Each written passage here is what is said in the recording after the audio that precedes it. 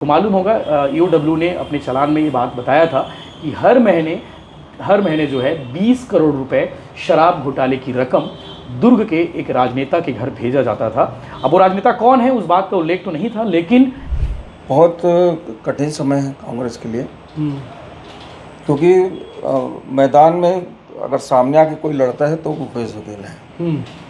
अभी जो वृक्षों का कटाई चल रहा है रायगढ़ में, तमनार में, उसको भी उठाया 20-21 विधायक भूपेश बघेल ने भी उठाया, तो दीपक बैज ने भी उठाया, लेकिन भूपेश बघेल जो आक्रामक हुए उसमें जी। आज लेकिन एक चीज़ मैंने देखा कि इससे पहले भी भूपेश बघेल की हर टीम गई है, ईडी गई है, सीबीआई गई है, सब बहुत सारी एजेंसी गई है, लेकिन आज जो भीड़ देखने को मिली वो जो भीड़ उतनी नहीं थी। जो भीड़ वहाँ पे थी वो क्षिति चंद्राकर के लोग थे, भीड़ जो देवेंद्र यादव के यहाँ रहती ना यशवंत। अब कांग्रेस के सामने दुविधा ये है कि वो सरकार की नीतियों के खिलाफ लड़ाई लड़े कि अपने नेताओं को जेल जा रहे हैं तो उनके विरोध में धरना प्रदर्शन करें। कांग्रेस के सामने ये संकट हो गया, और उसको लीड कौन करेगा? तो भूपेश बघेल अपनी कुर्सी बचाने के लिए निश्चित रूप से कहीं ना कहीं छत्तीसगढ़ का दुरुपयोग करते रहे।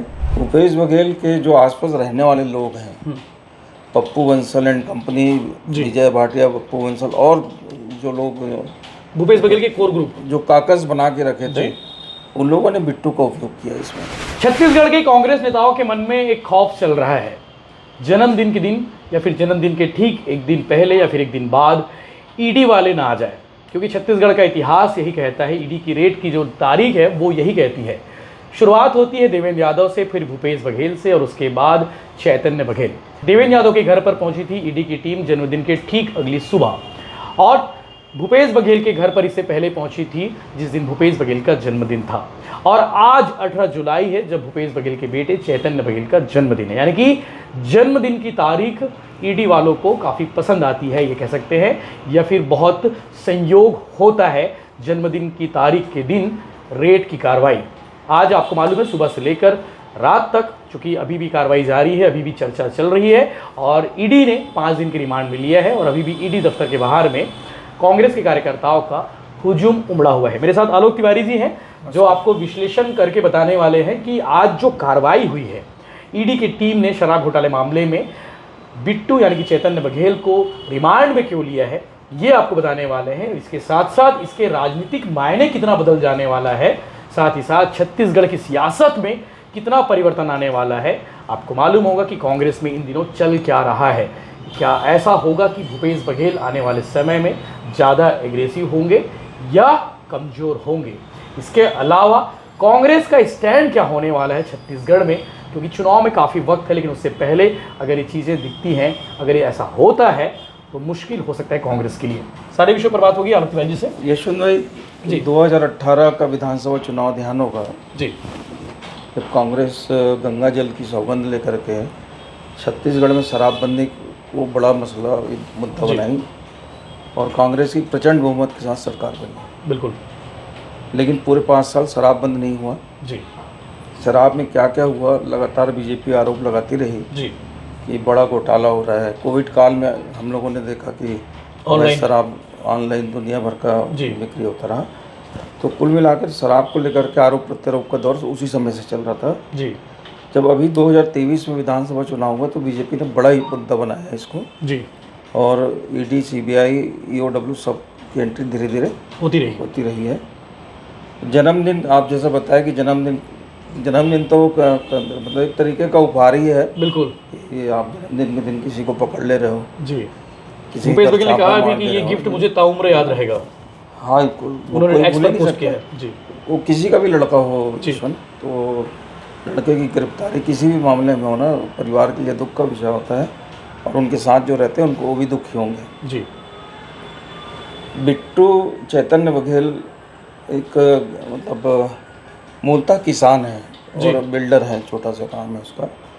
भूपेश बघेल के जो आसपास रहने वाले लोग हैं, पप्पू बंसल एंड कंपनी, विजय भाटिया, पप्पू बंसल और जो लोग भूपेश बघेल के कोर ग्रुप जो काकस बना के रखे थे, उन लोगों ने बिट्टू का उपयोग किया इसमें। भूपेश बघेल को जितना मैं जानता और समझता हूँ, वो अपने लड़के को कभी वो खुद से प्रेरित नहीं करते कि कोई गलत काम वो करे, और कुल मिलाकर 100% मैं वो बोल सकता हूँ, क्योंकि भूपेश बघेल जी को मैं जानता हूँ पिछले कई सालों से जानता हूँ, वो अपने लड़के को गलत काम की तरफ प्रेरित नहीं कर सकते। जी।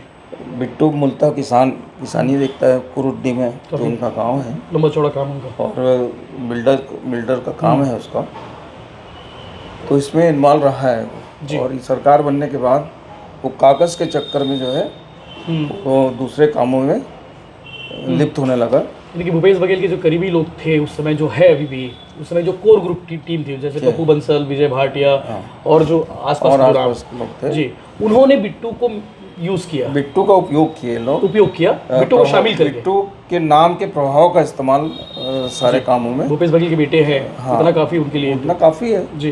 तो वो किया, उसके कारण आज इतनी बड़ी मुसीबत सामने खड़ी है। शराब घोटाले में, जिसमें शराब घोटाला, बहुत सारे घोटाले हैं, बहुत जी, शराब घोटाला, कोल, मतलब हर दूसरे तीसरे घोटाले में इन लोगों का नाम जुड़ी जा आता है, इनसे जुड़े लोगों का नाम आता है जी।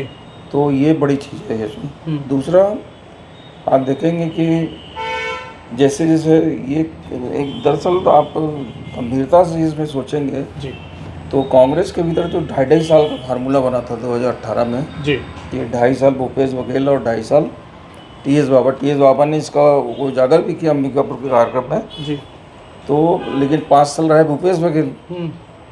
तो आपको ध्यान होगा कि बीजेपी एक आरोप लगाती थी कि इसको एटीएम के तरह छत्तीसगढ़ का उपयोग हो रहा है, पैसा तो भूपेश बघेल अपनी कुर्सी बचाने के लिए निश्चित रूप से कहीं ना कहीं छत्तीसगढ़ का दुरुपयोग करते रहे जी। यहाँ से, क्योंकि देश में कहीं और मतलब ऐसी जगह सरकार नहीं थी जो पार्टी को चलाने, कर्नाटक में सरकार आई नहीं थी उस समय, पार्टी को चलाने जो है फंड उपलब्ध करा सके, तो भूपेश बघेल ने पार्टी को कहीं ना कहीं मदद की है जी। जब सरकार बनी तो आबकारी मंत्री कौन बने? कवासी लखमा जी, ठीक है। कवासी लखमा का आबकारी मंत्री बनना भी अपने आप में बड़ी बात है, चौंकाने वाली बात। स्कूल कभी गए नहीं, निरक्षर आदमी है ना, ठीक है, मंत्री बना देते, कोई दूसरा डिपार्टमेंट दे सकते, बड़ा डिपार्ट उसको दिया, आबकारी और उद्योग मिला था उनको, है ना, और वो डिपार्ट कोई दूसरा चला रहा है, दस्खत इनका हो रहा है, और साइन करना जानते हैं मेरा ख्याल है कवासी लखमा जी। और ईडी ने उनके सुकमा के कांग्रेस भवन को भी सीज किया है। तो कुल मिला के कांग्रेस के लिए बड़ा संकट का टाइम है। और आप देखिएगा देवेंद्र के यहाँ भी रेट हुआ, देवेंद्र यादव के यहाँ पे भिलाई विधायक हैं, चंद्र यादव करके अपने जो चंद्रपुर के विधायक हैं, चंद्रपुर की हैं जी, उसी आसपास चंद्रपुर से राम कुमार यादव जी है जी, कंटिन्यू है वो। तो बहुत कठिन समय है कांग्रेस के लिए, क्योंकि मैदान में अगर सामने आके कोई लड़ता है तो भूपेश बघेल है। अभी जो वृक्षों का कटाई चल रहा है रायगढ़ में, तमनार में जी, उसको भी उठाया 20-21 विधायक साथ भूपेश बघेल ने भी उठाया, तो दीपक बैज ने भी उठाया, लेकिन भूपेश बघेल जो आक्रामक हुए उसमें जी। आज सदन का आखिरी दिन था, सत्र का, मानसून सत्र का आखिरी दिन था, शायद ध्यानाकर्षण में भी ये विषय था तो उस पर भी बात होनी थी, लेकिन ईडी का रेट हुआ, पता नहीं क्या हुआ वहाँ मेरे सत्र में गए, सत्र में गए थे, लेकिन पहुंचे कैसे, चर्चा हुई कि नहीं हुई उसका विषय जानकारी मुझे नहीं है, लेकिन भूपेश बघेल आक्रामक थे जी। अब कांग्रेस के सामने दुविधा ये है कि वो सरकार की नीतियों के खिलाफ लड़ाई लड़े कि अपने नेताओं को जेल जा रहे हैं तो उनके विरोध में धरना प्रदर्शन करें। कांग्रेस के सामने ये संकट हो गया। और उसको लीड कौन करेगा? दीपक बैज प्रदेश कांग्रेस के अध्यक्ष हैं जी, पर दीपक बैज में वो तेवर अभी जी नहीं है कि वो सामने फ्रंट से मतलब लीड करके किसी रिजल्ट भी उनके फेवर में नहीं रहा, जो पिछले जो चुनाव हुए, लोकसभा खुद हार गए थे, विधानसभा हार गए थे, जिला पंचायत, सब चीजें, तो सब चीजें हैं जी। तो कुल मिलाकर कांग्रेस को संगठनात्मक रूप से कुछ नए फैसले की तरफ बढ़ना पड़ेगा। मेरे ख्याल से हो सकता है कि कांग्रेस ने प्रदेश कार्यकारी अध्यक्ष के तौर पे कोई नियुक्ति हो जाए, लेकिन अभी कानूनी दांवपेच बहुत बचा है यशवंत। और शराब घोटाले में ही तो अभी आज चैतन्य बघेल को गिरफ्तार किए, मेरे ख्याल 3-4-5 गिरफ्तारियाँ और हो सकती है। पॉलिटिकल गिरफ्तारी होगी कि पॉलिटिकल भी है, व्यापारिक भी है ना, तो अभी उसमें और बचा हुआ है मामला जो है। इसके बाद कोल स्कैम भी है, बचा हुआ है, चल ही रहे वो, महादेव चल ही रहे वो है, तो बहुत सारी चीज़ें बची हुई है। अब मामला कहाँ तक खींचेगा, कांग्रेस कैसे लड़ेगी, कैसे मुकाबला करेगी, ये भविष्य में ही, अब न्याय व्यवस्था पे ही ठीक है। कांग्रेस भूपेश बघेल ने आज कहा है कि हमें संविधान पर भरोसा है, कानून पर भरोसा है और साथ ही साथ कोर्ट पर भरोसा है। जी बिल्कुल, और मैं झुकूंगा नहीं, मैं डरूंगा नहीं, उनका एक डायलॉग नहीं, है। वो तो राहुल गांधी ने लेंथ लाइन खींच के रखी है जी कि हम डरेंगे नहीं, झुकेंगे नहीं, कांग्रेस में शेर हैं, बब्बर शेर हैं। जी जी जी, तो लड़ाई बहुत गंभीर है गंभीर हो जाएगा। और कानून से ही लड़ना पड़ेगा। हम्म हमारे यहाँ देवेंद्र यादव भी लगातार हम्म, आक्रमण कर अभी रहे हैं, विधानसभा सत्र में काफी उनके आक्रामक aggressive रहे हैं। राजेश बराकर से मिल बिहार गए के थे। प्रभारी हैं, है ना, बलौदाबाजार कांड भी अपन लोगों ने चल ही रहे कोर्ट में वो। कोर्ट में चली रहा है। तो कुल मिला के अब कांग्रेस की पूरी उम्मीद जो है न्याय व्यवस्था पे आकर टिक गई है टिकी हुई है। और ईडी और सीबीआई दोनों भी आगे और कार्रवाई कर रही है। ईओडब्ल्यू कई मामले मुकदमे दर्ज करके रखी है। बिल्कुल, आज विधानसभा में एक बोरेबासी पे भी स्कैम हुआ है। जांच का आदेश हुआ है। तो जी, ये जांच लगातार चलती रहेगी। चलती रहेगी कांग्रेस को अभी इन जांचों से निपटना पड़ेगा वाकई में। और सरकार के खिलाफ कैसे लड़ना है, भाजपा के खिलाफ कैसे लड़ना है, लोगों के विषय पे कैसे लड़ना है, इसको लेकर कांग्रेस को नए सिरे से कोई रणनीति तैयार करनी पड़ेगी। जब बिट्टू को जब गाड़ी में बिठाया जा रहा था ईडी की टीम के द्वारा, तो चेहरा मुरझाया हुआ था उदासी और भूपेश बघेल जब कोर्ट गए थे तो उनका चेहरा भी थोड़ा सा अलग था। ये सब कोई भी रहे, मतलब मेरा भी लड़का रहेगा तो मैं भी उदास होऊंगा। बिल्कुल, ठीक है ना। अब वो मामला दोषी है निर्दोष है, बात का विषय है। बिट्टू ने कभी सोचा नहीं होगा कि ये भी दिन देखने पड़ेंगे? नहीं, कोई भी नहीं सोचेगा जी। भाई मुख्यमंत्री का लड़का हूँ, मैं थोड़ी नहीं सोचूंगा कि मेरे को अभी जेल जाना पड़ेगा। जी, तो सब वक्त तक का विषय है। नेता नगरी से दूर रहते हैं। हाँ, मतलब मैं तो बता रहा हूँ, बिट्टू जो है कभी भूपेश बघेल जी के कामों में दखल नहीं दे, खेती किसानी करने वाला रहा है वो शुरू से। विशुद्ध खेती किसानी और बिल्डर रहे हैं। जी, बिट्टू को मतलब सामने रखने में उस कागज का बड़ा योगदान है। है, बिल्कुल, जो उसके नाम का उपयोग दुरुपयोग किए और आज स्थिति ये बनी। शायद भूपेश बघेल जी वीडियो देख रहे होंगे और आपकी बात सुन रहे होंगे तो उन्हें अंदाज़ा हो गया होगा हम किन की बात कर रहे थे। सिर्फ हमने तो 2 ही नाम लिए हैं, लेकिन और भी ऐसे लोग हैं जो भूपेश बघेल के इर्द गिर्द है, उनके कोर टीम के लोग हैं जिन्होंने बिट्टू का उपयोग किया। बहुत सारे लोग हैं, भिलाई के लोग भी हैं, दुर्ग के भी लोग हैं। सबसे बड़ी दिक्कत है कांग्रेस की है, कांग्रेस में एकजुटता का अभाव है। आज इतना होने के बाद भी कांग्रेस एक नहीं है। जी, मतलब विधानसभा चुनाव हार गए, लोकसभा हार गए, अब तो एक हो जाओ, पर कांग्रेस में एकता जैसी कोई स्थिति नहीं है। टी.एस. बाबा अलग चल रहे हैं, महंत जी का अपना राग है, भूपेश बघेल का अपना राग है, दीपक बैज, मोहन मरकाम का अपना अलग राग है। और कांग्रेस जब तक एकजुट नहीं होगी और किसी निर्णायक नेतृत्व पे, मतलब एक मजबूत नेतृत्व के आगे नहीं आएगी, तब तक कांग्रेस का कुछ नहीं हो सकता। जी। आज लेकिन एक चीज़ मैंने देखा कि इससे पहले भी भूपेश बघेल की हर टीम गई है, ईडी गई है, सीबीआई गई है, सब बहुत सारी एजेंसी गई है, लेकिन आज जो भीड़ देखने को मिली वो जो भीड़ उतनी नहीं थी। जो भीड़ वहाँ पे थी वो क्षितिज चंद्राकर के लोग थे। भीड़ जो देवेंद्र यादव के यहाँ रहती ना यशवंत जी, ये जिस दिन देवेंद्र का जन्मदिन था उसके दूसरे दिन ईडी का छावा पड़ा था, भीड़ ताबड़तोड़ भीड़ थी। जी, मतलब उस दिन देवेंद्र को ले जाना ईडी के लिए मुश्किल हो जाता। लगभग 40 मिनट के आसपास का टाइम लिया था उन्होंने। जी, और देवेंद्र खुद बाहर आए और भीड़ को, पब्लिक को समझाया, तो जाके आज भी भीड़ नहीं थी। 15 मिनट का रास्ता था बस वो तो। जी, इसके पहले भी भूपेश बघेल के आए तो केवल वही जो विधायक लोग थे वही आए और कार्यकर्ता उनके रहे होंगे। तो ये संकट कांग्रेस का है। ये वही जुटता जो बात कर रहे हैं कि वो निपटने दो, उनको झेलने दो।